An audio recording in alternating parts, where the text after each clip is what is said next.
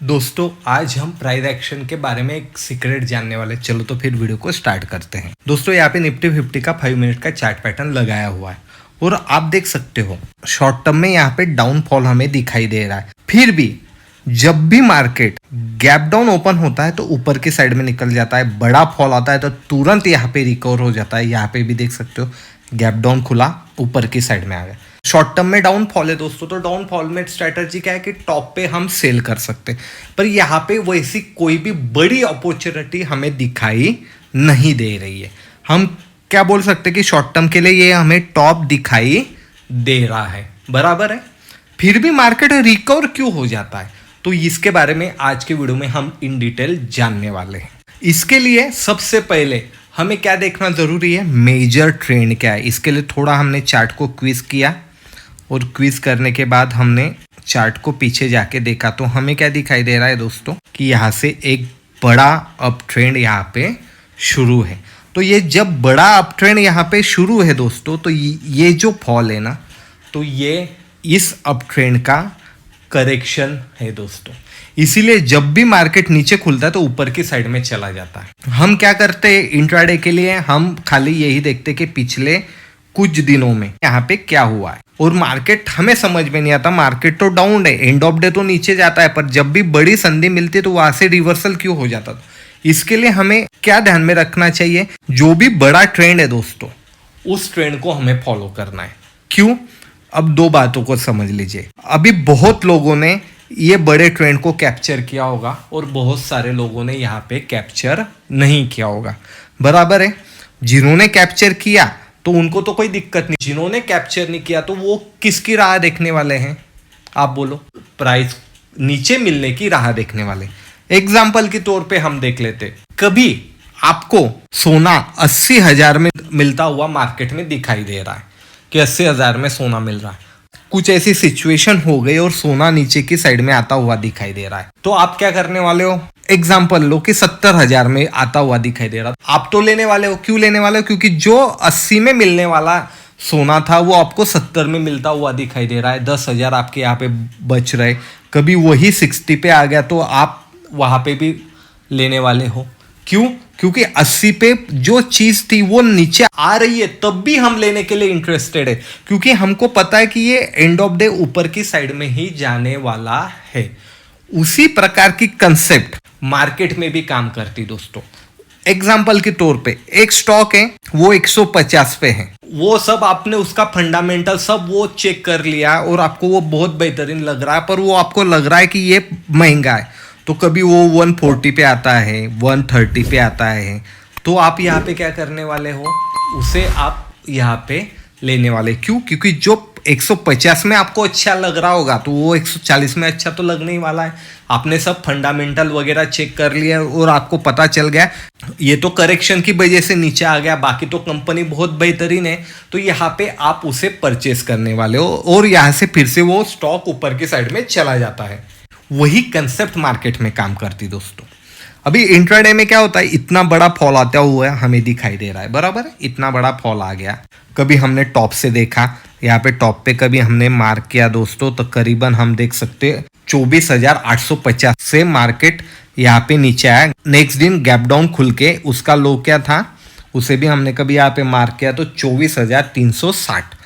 तो करीबन यहाँ पे 500 पॉइंट निफ्टी एक दिन में नीचे आ गया, दूसरे दिन गैप डाउन खुल गया। अभी यहाँ पे जिन्होंने सेल किया होगा इनको तो इंट्राडे में इतना बड़ा प्रॉफिट दिख रहा होगा, उन्होंने कैरी फॉरवर्ड कभी किया होगा, यानी BTST यानी अगले दिन के लिए लेके गए होंगे, तो खुलते ही यहाँ पे बिग प्रॉफिट उनको दिखाई दे रहा होगा, यानी 10,000 कभी उनको प्रॉफिट यहाँ पे दिखाई दे रहा होगा, तो ये तो उनका जैकपॉट लग गया। अभी इस पे हम आने वाले आगे, और दूसरी कंसेप्ट को समझ लीजिए।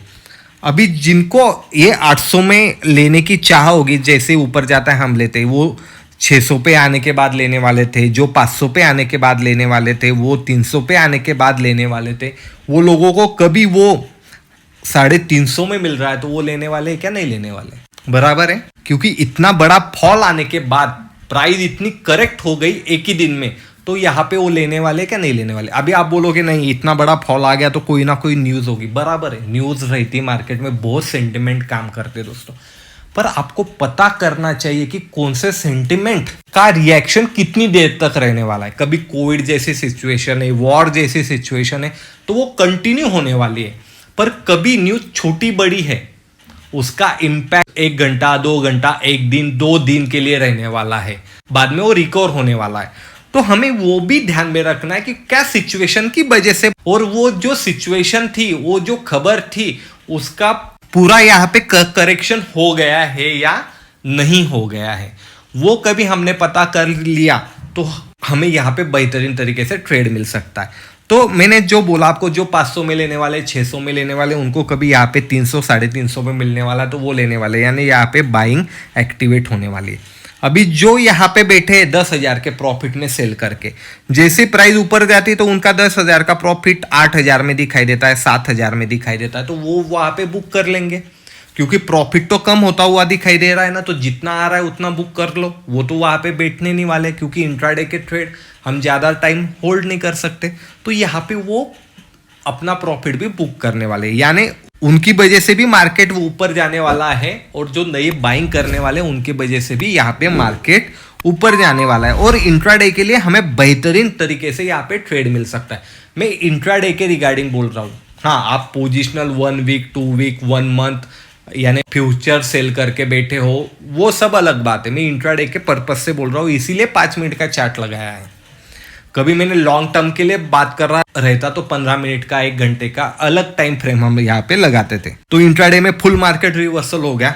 उसी प्रकार आप यहाँ पे देख सकते हो कि एक बड़ा फॉल आया, उस दिन तो बजट था, फिर से मार्केट रिकवर हो गया। वही कंसेप्ट है दोस्तों, उस दिन करीबन मार्केट है ना 24,070 के आसपास आ गया था, तो वहां से फिर से बेहतरीन तरीके से प्राइस मिली और मार्केट ऊपर चला गया। अभी आपके मन में और सवाल आता होगा कि हमें तो यहाँ पे डर लगता है कि मार्केट तो टोटल निगेटिव था, हम यहाँ पे किस प्रकार बाय कर सकते हो, और ये कौन है कि इतनी बड़ी बड़े कैंडल बना के फिर से रिवर्सल हो जाता है। तो ये सब बड़े प्लेयर रहते हैं दोस्तों। ये बड़े प्लेयर यहाँ पे वही राह देखते रहते कि कब मार्केट करेक्ट होगा और उनको यहाँ पे बेहतरीन तरीके से संधि मिलने वाली है। और जैसे उनको यहाँ पे उनके प्राइस पॉइंट पे कभी मार्केट आता हुआ दिखाई दे रहा है, तो वो बल्क में यहाँ पे क्वांटिटी बाय करना शुरू करते हैं, और यहाँ से हमें तुरंत मार्केट रिकवर होता हुआ दिखाई देता है। अभी आप यहाँ पे भी देख सकते हैं, करंट डे का चार्ट है, तो मार्केट यहाँ से कम 150-200 पॉइंट गैप डाउन ओपन हुआ और